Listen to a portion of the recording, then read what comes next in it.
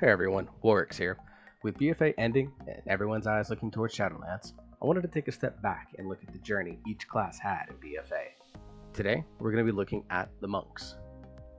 The way these videos work is that we will look at each spec individually and grade them on a scale from D tier, the lowest, to S tier, the highest. Since the specs perform differently in Mythic Plus and in Raid, we'll grade each aspect of PvE individually, then average the grade. Before we get rolling into the monk specs, I just wanted to note that you are looking at low level footage because I do not have a monk at level 120. Monk will be one of my 4 characters next expansion, but I want to take it through the new leveling system of Shadowlands. While I do have some high level footage coming from the next few classes due to the help of a guild member, there are going to be more classes that are going to see low level footage of since I do not have all the classes at 120. So just wanted to give you that forewarning up front. Let's dive into the monk, and we'll start as we normally do with any tanks level classes with the tank spec. So Brewmaster Monk has had a great run in BfA. It spent most of the expansion as a top tank, never really falling out of any meta. In Mythic Plus, they were never the top tank of choice, always being outshined by Prot Warrior for seasons 2 through 4 or Blood DK in season 1. However, when you look at the data such as Raider.io, Brewmaster was actually generally the second most successful tank in Mythic Plus for a large part of the expansion. While Prot Warriors dominated a lot of the top runs, you see Brewmaster tanks like Trell, Andy Brew, Trance, or Equinox find their way into top runs and top IO score. Brewmaster, strangely, was quietly very good for most of the expansion of Mythic Plus. While their kit doesn't scream M+ tank, Keg Smash is a great AoE threat grab, and Black Ox Statue was an effective AoE taunt if you needed it. Utilities such as Ring of Peace made them very strong mob control-wise as well. There was a lot in the kit that may have seemed niche, but excelled in Mythic Plus situations. Grade here is an A. In Raid, Monk was the tank of choice for almost this entire expansion. For some tiers, it was common to have a double Brewmaster tank comp. The reason Brewmaster was so strong in raids came down to a couple of reasons. Stagger made Brewmasters hard to kill.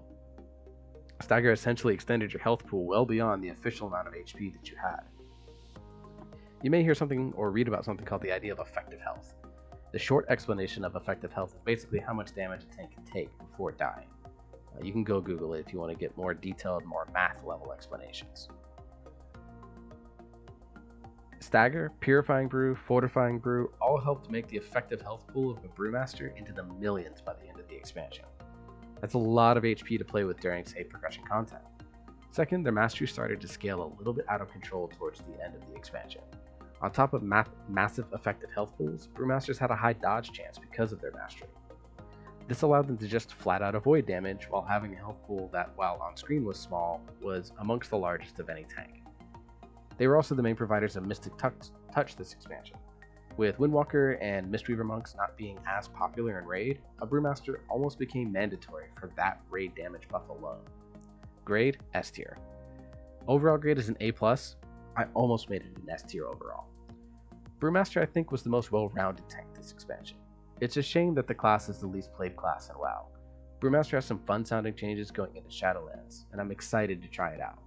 While there are some aspects of gameplay from the BfA monk that I did not enjoy, most of those were removed going into Shadowlands. Brewmaster looks to be a very solid choice based on the information that I've read and the reaction of Brewmaster made so far. Next up, Windwalker Monk. Windwalker Monk is an interesting spec. It's got a great playstyle that is different from most classes. Its lore is fun, and the spec has a lot that should be well liked by people. Interesting AoE, fun single target, high mobility. So why is Windwalker the least played spec of the least played class in WoW? Let's dive in and take a look. In Mythic Plus, it has a lot of tools that feel designed for dungeon fun. Fist of Fury is a natural cleave tool, and Spinning Crane Kick can be massive damage in AoE if you set it up correctly. In single target, the rotation is a bit more flat, but most classes have a little bit more flat single target rotations.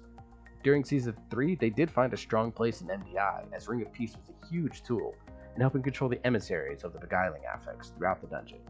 And they were also perfect to boost the damage of themselves and the double rogue comps that were dominant in that season. Outside of Season 3, I think they were solid, just underrepresented. The biggest issue surrounding Windwalker is perception. People thought they were bad outside of Season 3.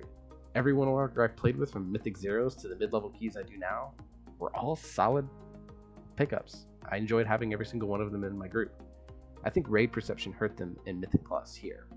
The grade I think is a B. I think they were about average in Mythic Plus. In Raid, they struggled all expansion.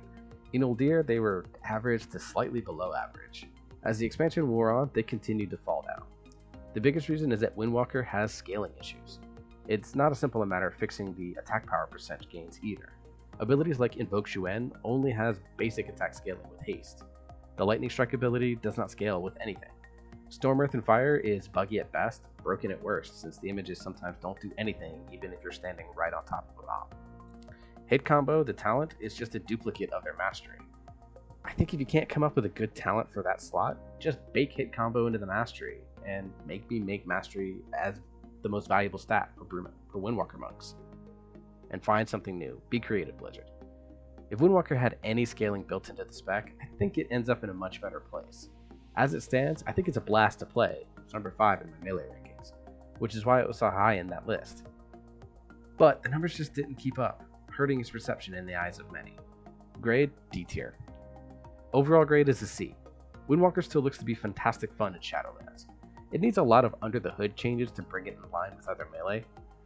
I'm not versed enough in the spec to say if enough has been done based on the changes that we've got, but based on the reactions that I've seen so far, reading guys like Babylonius's reactions to everything, the answer right now I think is no. Here's hoping. They just overhauled Shadow Priest, and Marksman Hunter got some pretty big changes. Shaman have been getting a lot of iteration. Maybe Windwalker could be next. And finally, we close with the healer spec, Mysteryweaver Monk. Mysteryweaver had a peak Valley style run in BfA. Early on, it seemed like it was going to be a strong healer, even if it ended up getting outpaced by Discipline Priests. In the middle part of the game, it disappeared, and at the end part of the game, it became the MDI staple healer, and the Fist Weaving build became pretty popular. For Mythic Plus, Mysteryweaver felt like it didn't have the right toolset for most of the expansion. Being an Essence bot worked for low to mid keys, but once you started pushing cutting edge keys, it began to fall off in effectiveness pretty hard. Once 8.3 dropped and Expedient became available, a Fist Weaving build with insane haste values emerged and became extremely powerful. In MDI for Season 4, Mysteryweavers became the healer of choice for every MDI team. A lot of kiting for obelisk strategies started to emerge, and Mysteryweavers are the best for it, with excellent mobility with Chi Torpedo and then Transcendence to be able to extend the kiting time. Early on in Mythic Plus and in late Mythic Plus, Mysteryweavers saw some pretty good high points. In the middle of patch 8.1 and patch 8.2, there were a lot of struggles. The stats weren't really working out that great. Some of them scaled pretty badly, and the Azurite and Essences weren't overall the best fit for them. Overall, I think this makes the spec average in my view for Mythic Plus. Grade is a B. In Raid, Mysteryweavers were solid, but couldn't break the blockade of Holy Paladin and Disc Priest. Though to be fair, no healer did. Even when those two specs weren't the dominant ones, Resto Shaman and Battle for Desire Lore stepped into that second strongest healer role. As a result, Mysteryweaver felt middling. Fist Weaving wasn't the best for Raid, and many people loathed being the Essence font bot that the Upwelling playstyle emphasized. Even if I think that's overblown some, I personally enjoy it. There's not a lot to say here. I'm not super versed in healers. Mysteryweaver was just middle to lower end of the pack all expansion. I'm going to give it a grade of C. The grade here is a B-. Again, the changes for Mysteryweaver in Shadowlands I think are pretty exciting. I'm itching to get my hands on it to try it out. I found Mysteryweaver to be fun mechanically, but the numbers and the mana cost just hurt the spec a lot in the expansion.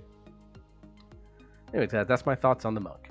Brewmaster was the star of the show, but Mysteryweaver had its moments, and Windwalker had one good moment in MDI. All the specs need tweaking. I think Brewmaster and Mysteryweaver's got some targeted tweaks in the right direction, but Windwalker needs a lot behind the scenes to get it fixed and make it feel valued moving forward. Anyways, how did you rate Monks' expansion? Leave a comment below and remember to like, share, and subscribe. All the footage for these videos is taken from my Twitch stream at twitch.tv/warx_BAA.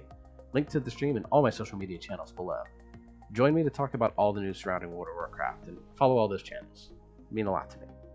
Next up, we're going to do Warriors. Until then, everyone, stay safe, wear your mask, and I will see you next time.